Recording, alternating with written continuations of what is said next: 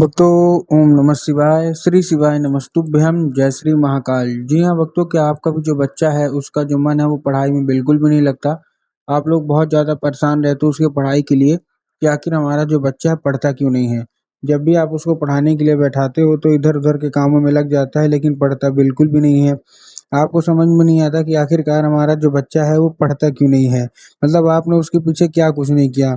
बहुत अच्छी उसको मतलब फीस दिया, बहुत अच्छा उसको स्कूल दिया, बहुत अच्छा उसको कोचिंग ट्यूशन दे रहे हैं, लेकिन फिर भी आपका जो बच्चा है ना उसका जो मन है वो पढ़ाई में बिल्कुल भी नहीं लगता। तो ऐसे में कौन सा उपाय करें ताकि आपका जो बच्चे का जो मन है ना वो पढ़ाई की ओर लगे, पढ़ाई की ओर आकर्षित हो।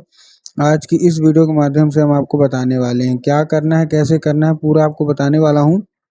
तो बस उपाय ध्यान से सुन के अच्छे से करिएगा ज़रूर। अगर आपने आज का ये उपाय ध्यान से सुन के अच्छे से कर लिया तो अवश्य रूप से जो भी इच्छा है, जो भी मनोकामना है ना वो अवश्य रूप से पूरी होनी ही होनी है। ठीक देखिए, पूज्य गुरुदेव की जो कथा होती है, जैसे कि आपको पता है कि पूज्य गुरुदेव की कथा में लाखों की भीड़ आती है। कैसे भीड़ आती है?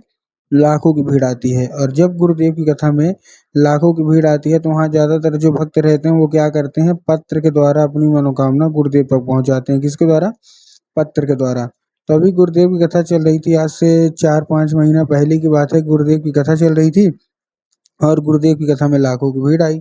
अब जब गुरुदेव की कथा में लाखों की भीड़ आई तो वहाँ ज़्यादातर जो भक्त थे ना उन्होंने क्या किया, पत्र के द्वारा अपनी मनोकामना गुरुदेव तक पहुँचाई। अब जब गुरुदेव के पास पत्र पहुँचा और गुरुदेव ने पत्र पढ़ा तो वहाँ गुरुदेव ने देखा कि ज़्यादातर जो भक्त हैं उनकी क्या है, केवल और केवल एक ही मनोकामना है। जो भी माता पिता है ना उनकी केवल और केवल एक ही मनोकामना है कि गुरुदेव हमारा जो बच्चा है उसका जो मन है ना वो पढ़ाई में बिल्कुल भी नहीं लगता। हमने उसके पीछे क्या कुछ नहीं किया, बहुत ज़्यादा पैसा खर्च कर लिया, लेकिन फिर भी हमारा जो बच्चा है उसका जो मन है ना पढ़ाई में बिल्कुल भी नहीं लगता। कृपया करके कोई उपाय बता दें ताकि उसका जो मन है वो पढ़ाई की ओर लगे, पढ़ाई की ओर आकर्षित हो। जब गुरुदेव ने देखा तब गुरुदेव ने 2 से 3 उपाय बताए और कहा केवल और केवल ये उपाय कर लेना, तुम्हारा जो भी बच्चा है जिसका भी मन पढ़ाई में नहीं लगता वो केवल और केवल ये उपाय कर लेगा तो अवश्य रूप से उसका जो मन है ना वो पढ़ाई की ओर आकर्षित होगा ही होगा। अब जब गुरुदेव ने उपाय बताया तो लोगों ने जा जाके इस उपाय को घर में करना शुरू कर दिया। अब जैसे ही लोगों ने जा के इस उपाय को घर में करना शुरू कर दिया, वही लोग गुरुदेव की कथा में मात्र 1 से डेढ़ महीने के बाद वापस आ गए। अब जब वही लोग गुरुदेव की कथा में वापस आए तो उन्होंने क्या किया, फिर से एक बार गुरुदेव को पत्र लिखा। लेकिन ये वाला जो पत्र था ये गुरुदेव को धन्यवाद के रूप में पत्र था कि गुरुदेव धन्य हो आपका, आपके द्वारा बताया गया उपाय हमने कर लिया है। हमारा जो बच्चा था जो बिल्कुल भी नहीं पढ़ता था, अब वो बिना बोले बिना कुछ कहे केवल और केवल पढ़ाई करता है। आपका कोटि कोटि धन्यवाद। तो देखिए, जो लोग भी मेरी आवाज़ सुन रहे हैं ना, अगर आपको भी जानना है कि आखिर ऐसा कौन-सा उपाय है, जिसको करने मात्र से जो बच्चे होते हैं आपके, वो बिना बोले, बिना कुछ कहे अपने आप पढ़ाई की ओर आकर्षित होने लगेंगे और अपने आप पढ़ने लगेंगे। तो चलिए हम बताते हैं आपको आज की इस वीडियो के माध्यम से कि आपको करना क्या है। तो बस उपाय ध्यान से सुन के अच्छे से करिएगा ज़रूर। अगर आपने आज का ये उपाय ध्यान से सुन के अच्छे से कर लिया तो अवश्य रूप से आप देखेंगे कि आपका जो भी बच्चा है जिसका मन पढ़ाई में बिल्कुल भी नहीं लगता, अवश्य रूप से उसका जो मन है ना वो पढ़ाई की ओर आकर्षित होगा ही होगा।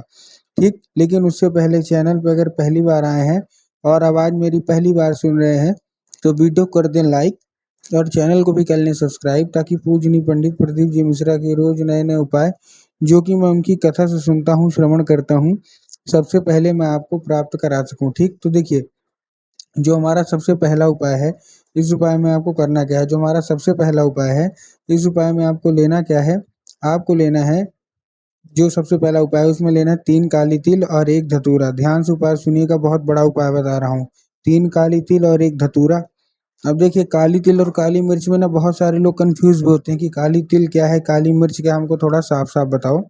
तब गुरुदेव ने साफ-साफ बताया है कि आपको लेना है काली तिल, उसके साथ-साथ आपको 1 धतूरा चाहिए। ठीक, धतूरा ले लिया, धतूरा लेने के बाद आपको करना क्या है, जैसे आपने धतूरा ले लिया, धतूरा लेने के बाद अपने बच्चे के हाथ में देके उसको भेजिए सीधा-सीधा शिव मंदिर। अब जैसे ही आपका बच्चा शिव मंदिर पहुँचेगा, शिव मंदिर पहुँचने के बाद उसको क्या बोलना है कि वो मतलब दक्षिण की तरफ खड़प हो जाए और जिधर साइड शिव मंदिर के जलाधारी है उधर साइड अपना चेहरा कर ले, मतलब उत्तर की ओर अपना चेहरा कर ले। अब देखिए, उत्तर दक्षिण में लोग कंफ्यूज होते हैं, इसीलिए गुरुदेव ने बताया कि जिस साइड शिव मंदिर की जलाधारी होगी आपको अपना चेहरा उधर साइड करके खड़े हो जाना है। ठीक, खड़े हो गए, खड़े होने के बाद आपको वही एक नाम लेके अपने बच्चे को बोलेगा कौन सा? महादेव का बहुत ही सुंदर सा नाम है, श्रम्भेश्वर महादेव। तो बस अपने बच्चों को बोलिएगा कि श्रम्भेश्वर महादेव का नाम लेके उन्हीं का स्मरण करके चुपचाप क्या कर दे, अर्पित कर दें बस। पूज्य गुरुदेव कहते हैं कि अगर आपके बच्चे ने ज़्यादा नहीं, मात्र और मात्र इतना ही उपाय कर लिया तो अवश्य रूप से सारी की सारी मनोकामना पूरी होगी ही होगी। ठीक, ये था कौन सा? ये था हमारा पहला उपाय। अब हम चलते अपने दूसरे उपाय की ओर। अब देखिए दूसरा जो हमारा उपाय है, इस उपाय में आपको करना क्या है? जो हमारा दूसरा उपाय है, इस उपाय में आपको लेना है एक लाल फूल। क्या लेना है? एक लाल फूल। लाल फूल आपने ले लिया। अब लाल फूल कौन सा होना चाहिए? गुलाब का होना चाहिए, गुड़हल का होना चाहिए, कौन सा होना चाहिए? तो आप कोई सा भी ले सकते हैं, गुलाब, गुड़हल, जो भी आपको पसंद आए आप ले लीजिए। बस एक दो चीज़ का ध्यान रखना है कि जो फूल, मतलब जो फूल है वो कहीं से भी कटा फटा या खंडित नहीं होना चाहिए। ठीक, आपने ले लिया। अब लेने के बाद देखिए आपको करना क्या है। जैसे आपने ले लिया ना, लेने के बाद आपको घर में, मतलब ये उपाय करने के लिए आपके घर में माता सरस्वती की फ़ोटो होना अति अनिवार्य है। अगर आपके घर में माता सरस्वती की फ़ोटो है तब तो अच्छी बात है, लेकिन अगर आपके घर में माता सरस्वती की फ़ोटो नहीं है तो आपको बाज़ार जाना है और माता सरस्वती की फ़ोटो लाना और अपने घर में उनको स्थान देना है। ठीक, दे दिया। अब शाम के वक़्त जब भी आपके घर में पूजा पाठ होगी ना, तो आपको करना क्या है, जब भी आपके घर में पूजा पाठ हो तो आपको वो लाल फूल माता सरस्वती को अर्पित करना है और माता से उसको औषधि के रूप में मांगना है कि माता कृपया करके हमको इसको औषधि के रूप में प्रदान करिए, हमारा बच्चा बिल्कुल भी नहीं पढ़ता। अब क्या होगा, अब वो औषधि का रूप ले लेगा। बस आपको करना क्या है, औषधि का रूप ले लिया।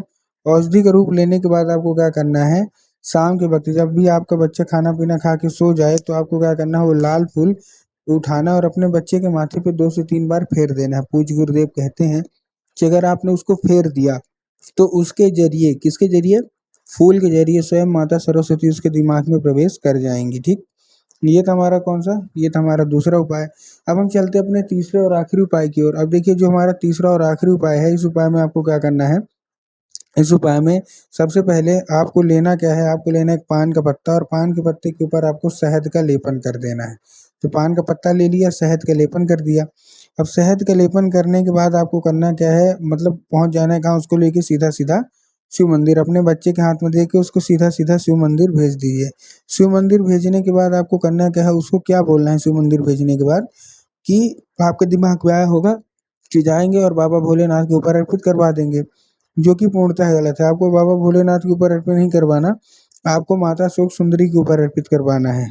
अब देखिए जिनको पता है कि माता शोक सुंदरी की जगह कहाँ होती है उनका तो ठीक, लेकिन बहुत सारे ऐसे भी लोग हैं जिनको यही नहीं पता कि माता शोक सुंदरी की जगह कहाँ होती है। तब गुरुदेव ने बताया कि जो जलाधारी है, जलाधारी के बिल्कुल बीचों बीच उनकी जगह होती है। तो बस आपको करना क्या है, वहीं अर्पित कर देना है बस। पूज्य गुरुदेव कहते हैं कि मात्र 1 से डेढ़ महीना करवाइए, आपका बच्चा अपने आप पढ़ाई की ओर आकर्षित होगा ही होगा।